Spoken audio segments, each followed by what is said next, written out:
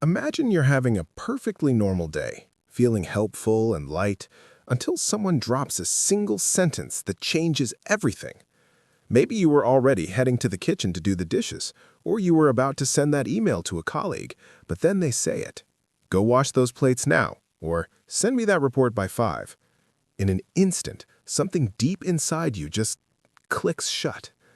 It's a physical sensation, like an internal door being slammed and bolted from the inside. Suddenly, that task you were happy to do 5 seconds ago feels like a heavy, irritating burden, and you feel an almost primal urge to simply not do it, even if it's a tiny favor. You might have spent your whole life wondering why you are difficult or why you have this automatic irritation, but the truth is, this isn't a personality flaw or a lack of manners. It's actually a specific psychological response to an invisible message that every order carries, a message about who is in control and who is being diminished in that moment. Your brain isn't reacting to the work, it's reacting to the theft of your choice. Before we dive into the fascinating neurobiology of why your mind is wired to protect your freedom at all costs, type the word "free" in the comments if you've ever felt that instant spark of resistance. Make sure to like and subscribe to join our community of deep thinkers, because what I'm about to reveal next explains why this reaction gets even more intense depending on who is giving the command. The first trait you likely possess is what I call an ultra-sensitive power radar.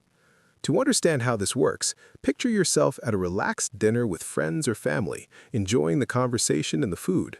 Suddenly, someone looks at you and says, "Pass the salt."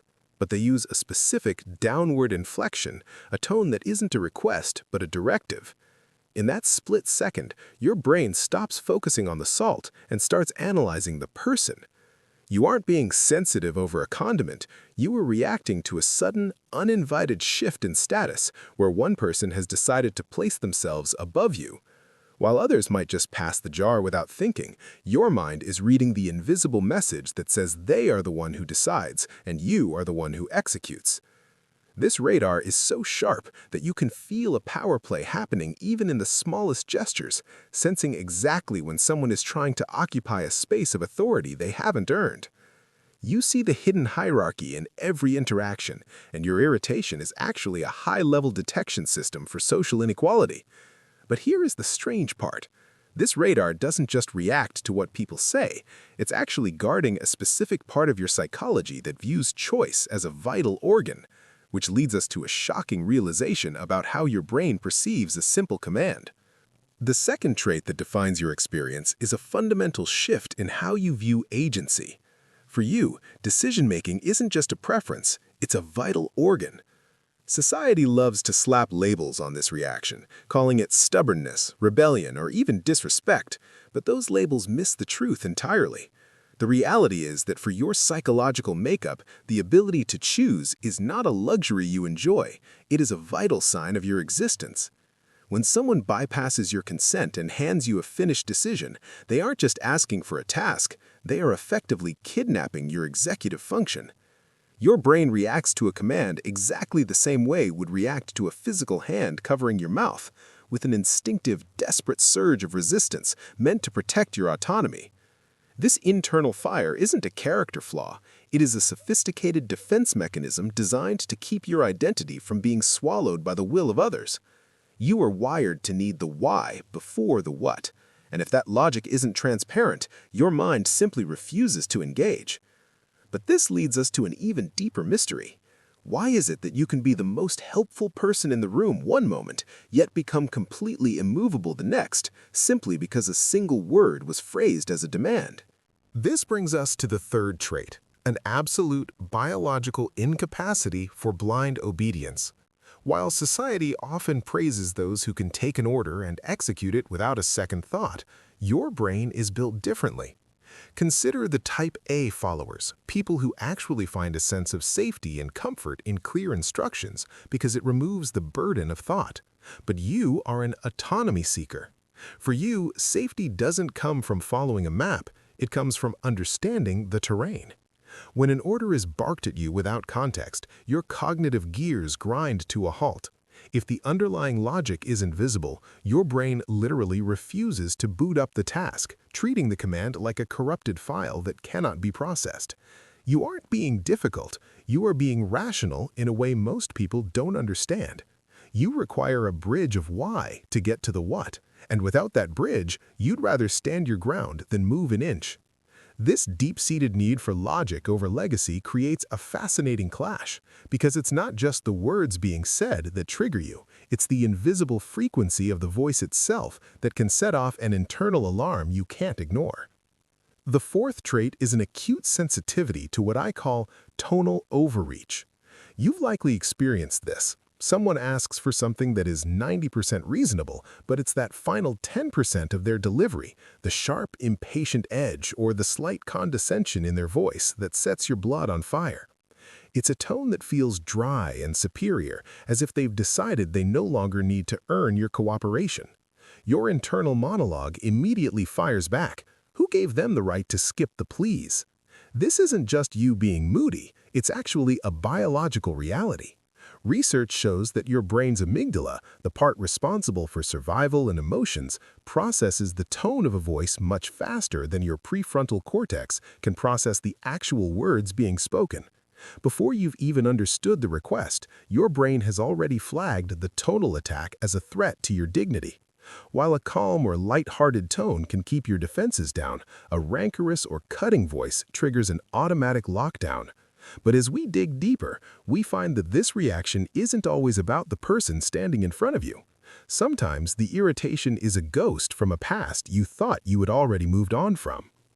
The fifth trait is perhaps the most profound. You are carrying past shadows that have turned your irritation into a survival tool.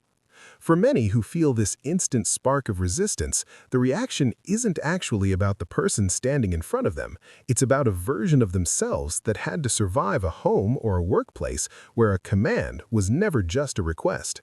If you grew up in an environment where orders were delivered with shouts, disproportionate punishment, or zero room for negotiation, your brain recorded authority as synonymous with danger.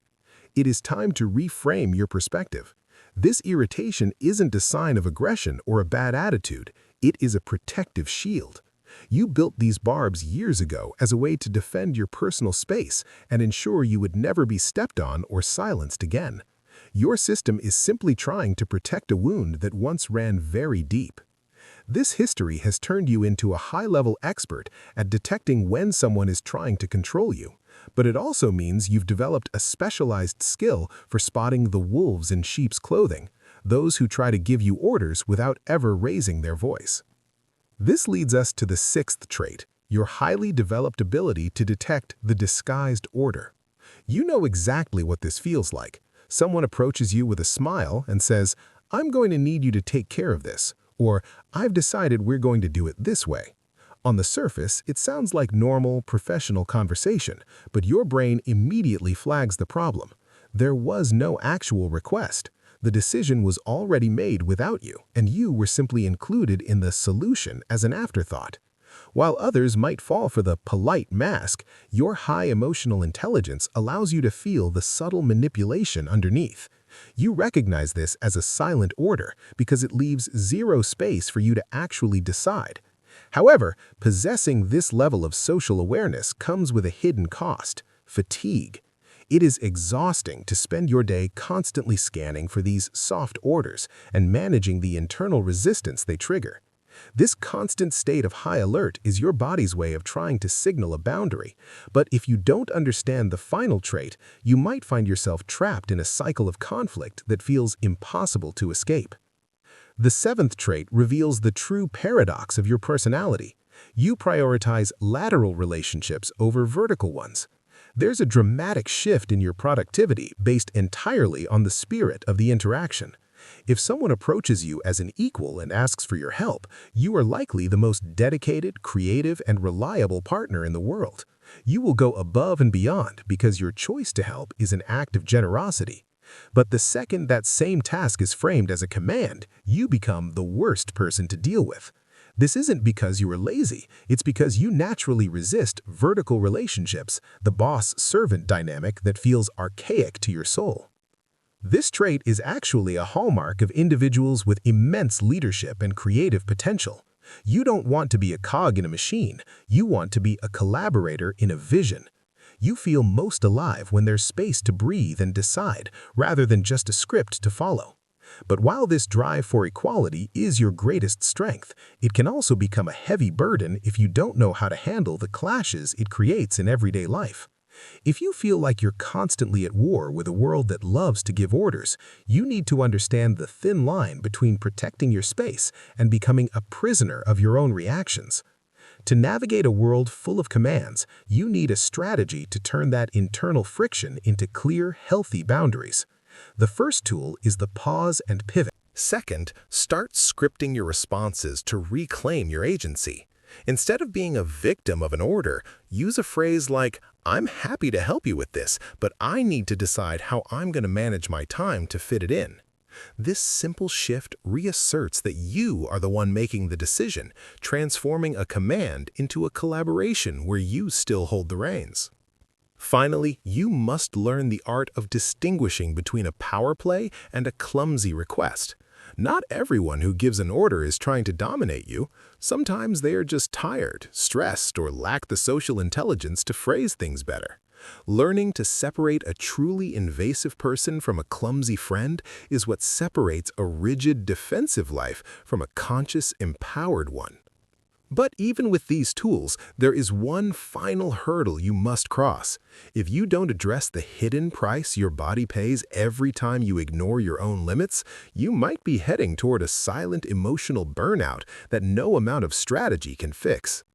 That final hurdle, the silent price of ignoring your boundaries, is perhaps the most important thing you'll hear today.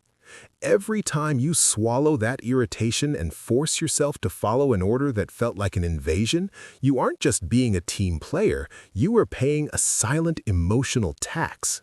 When you ignore that internal alarm repeatedly, you begin to feel used, drained, and invaded, even if you can't quite put into words why.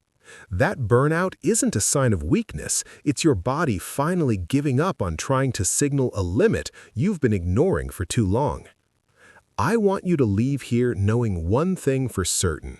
There is nothing wrong with you. You aren't broken, difficult, or rebellious. You are simply someone who values the sanctity of choice.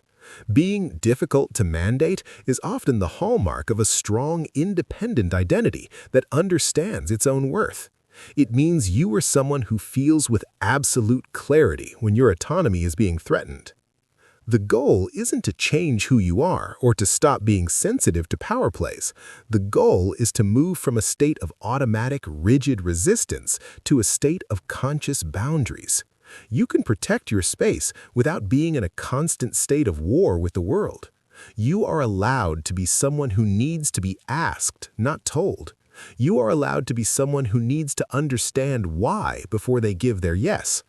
If this video felt like a mirror of your own life, or if it finally gave a name to that feeling you've carried since childhood, please share it with one person in your life who doesn't get it yet. It might be the bridge they need to finally understand how you function. Don't forget to subscribe and hit the bell for more deep dives into the hidden mechanics of your mind. Thank you for being here, for honoring your own autonomy, and I'll see you in the next video.